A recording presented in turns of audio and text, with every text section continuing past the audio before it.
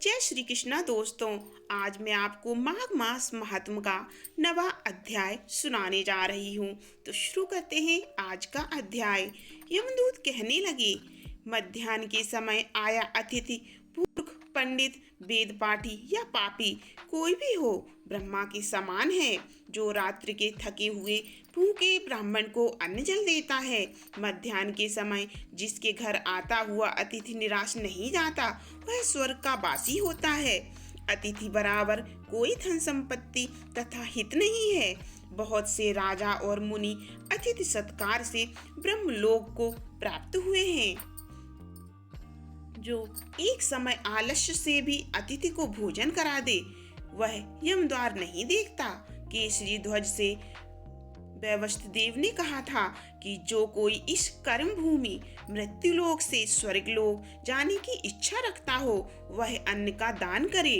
दूत कहता है कि यमराज कहते हैं, अन्न के बराबर दूसरा और कोई दान नहीं है। जो गर्मियों में जल, सर्दी में ईंधन और सदैव अन्न दान करते हैं, वह कभी यम के दुख नहीं उठाते हैं। जो अपने किए हुए पापों का प्रायश्चित करता है, वह नरक को नहीं देखता, और प्रायश्चित न करने वाला मनुष्य नरक में जाता है। जो काया, वाचा और मन से किए हुए पापों का प्रायश्चित करता है, वह देव और गंधर्वों से शोभित स्वर्गलोक को प्राप्त होता है। जो नित्य ही व्रत, तप, तीर्थ करते हैं और जितेंद्रिय हैं, वह भयंकर यम को नहीं देखते हैं। नित्य धर्म करने वाला दूसरे का अन्न, भोजन और दान त्याग दे। नित्य स्नान करने से बड़े बड़े पाप का नाश होकर यम को नहीं देखता। बिना स्नान पवित्रता कैसे हो सकती है? जो मनुष्य पर्व के समय चलते जल में स्नान करते हैं, वह बुरी योनि नहीं पाते, न ही नरक में जाते हैं। माघ मास में प्रातः स्नान करने वाले मनुष्यों को नियम पूर्वक तिल, पात्र और तिल कमल का दान करना चाहिए। यमदूत कहते हैं कि हे विकुंडल, पृथ्वी, सोना, गौ आदि परम दान करने वाला स्वर्ग से नहीं लौटता।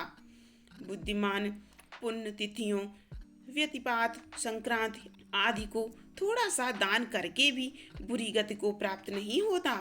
सत्यवादी, मौन रहने वाला, मीठा बोलने वाला, क्षमाशील, नीतिवान, किसी की निंदा न करने वाला, सब प्राणियों पर दया करने वाला, पराये धन को तृण के समान समझने वाला मनुष्य कभी नरक को नहीं भोगता। अब यहाँ पर हमारा 9वां अध्याय समाप्त होता है। अब हम आपको माघ मास का 10वां अध्याय सुनाने जा रहे हैं। यमदूत कहने लगे कि हे वैश्य, एक बार भी गंगा जी में स्नान करने से मनुष्य सब पापों से छूटकर अत्यंत शुद्ध हो जाता है। जो मनुष्य गंगा जी को दूसरे तीर्थों के समान समझता है, वह अवश्य नरक में जाता है। भगवान के चरणों से उत्पन्न हुई गंगा जी के पवित्र जल को श्री शिव जी अपने मस्तक में धारण करते हैं, और ब्रह्मा जी भी संदेह रहित प्रकृति से अलग और निर्गुण हैं। ब्रह्मांड में उसकी समानता किससे हो सकती है?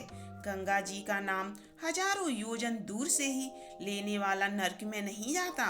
इसीलिए मनुष्य को अवश्य ही गंगा जी में स्नान करना चाहिए। हे वैश्य, जो ब्राह्मण दान देने का अधिकारी होकर भी दान नहीं लेता, वह आकाश के नक्षत्रों में चंद्रमा के समान है। जो कीचड़ से गौ को निकालता है, जो रोगी की रक्षा करता है, या जो गौशाला में मरता है, वह आकाश में तारा होता है। प्राणायाम करने वाले मनुष्य सदैव उत्तम गति को प्राप्त होते हैं। प्रातः के समय स्नान के पश्चात जो 16 प्राणायाम करते हैं, वह घोर पापों से बच जाते हैं। जो पराई स्त्री को माता समान मानते हैं, वह यम की यातना को नहीं भोगते। जो मन से भी कभी पर स्त्री का चिंतन नहीं करता, वह दोनों लोगों को अपने अधीन करता है। जो पराये धन को मिट्टी के समान समझता है, वह स्वर्ग में जाता है। जिसने क्रोध को जीत लिया, मानो उसने स्वर्ग को ही जीत लिया।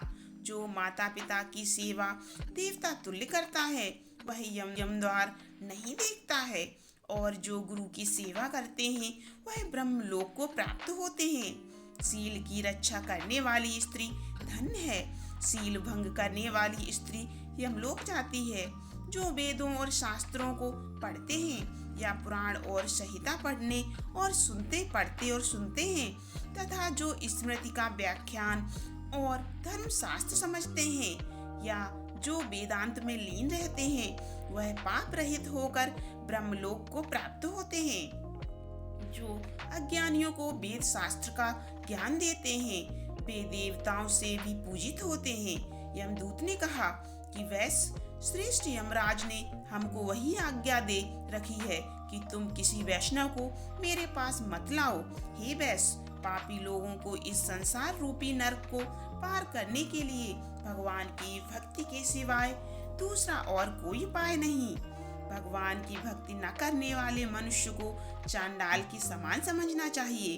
भगवान के भक्त अपने माता पिता दोनों के कुलों को तार देते हैं और उनको नरक में नहीं रहने देते। और जो मनुष्य वैष्णव का भोजन करते हैं, वे भी भगवान की कृपा से श्रेष्ठ गति को प्राप्त होते हैं। बुद्धिमान को सदैव वैष्णव का अन्न खाना चाहिए, जिससे बुद्धि पवित्र होकर मनुष्य पाप नहीं करता। गोविंदाय नमः इस मंत्र का जाप करता हुआ जो मनुष्य मृत्यु को प्राप्त होता है, वह परम धाम को प्राप्त होता है, इसमें कोई संदेह नहीं।